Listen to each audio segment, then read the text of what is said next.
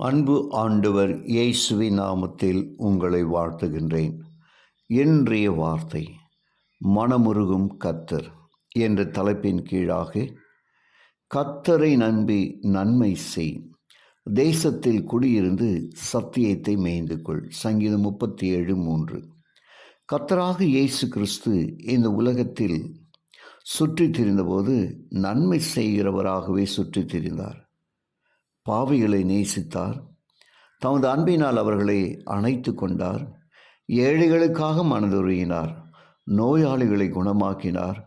கிறிஸ்துவின் இரக்கத்தால் நலம் பெற்றோர் பலர், நல்வாழ்வு பெற்றோர் பலர். ஆண்டவரிடத்தில் பட்சபாதம் இல்லை. கிரேக்கன் என்றும் யூதன் என்றும் ஆண்டவர் பாகுபாடு காணவில்லை. தம்மிடத்தில் வருகிறவர் யாராயினும் ஏற்றுக்கொள்ள மனதாயிருந்தார்.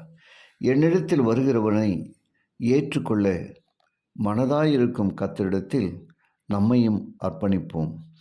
என்னிடத்தில் வருகிறவனை நான் புறம்பே தள்ளுவதில்லை என்று அவர் திருவாய் மலர்ந்தருளினார். இயேசுவின் மனம் பரந்த மனம், பாவிகளுக்காகவே உருகிய மனம், பாமரர்களுக்காக கனிந்த மனம். அத்தகைய பரந்த மனம் அவரது அடியார்களாகிய நமக்கும் வேண்டும். ஒருமுறை போப் 9ஆம் பயஸ் என்பவர் வேட்டிக்கான் நகரில் உள்ள ஒரு கலைக்கூடத்தில் நடந்து போய் கொண்டிருந்தார். அப்பொழுது ஒரு ஆங்கிலேய வாலிபன் அங்குள்ள ஓவியங்களை மிகவும் ஆவலுடன் ரசித்து கொண்டிருப்பதை கண்டார். போப் அந்த வாலிபனின் அருகில் சென்று, மகனே, நீ ஒரு ஓவிய கலைஞன் என்று எண்ணுகிறேன், சரிதானே என்றார்.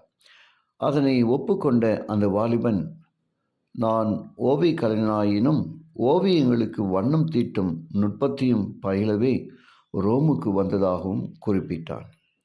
பின் அவன் கவலையுடன் ஓவிய கலைஞருக்கு கட்ட வேண்டிய தொகை என்னிடத்தில் இல்லாதபடியால் தான் சேர இயலாத நிலையில் இருப்பதையும் தெரிவித்தான்.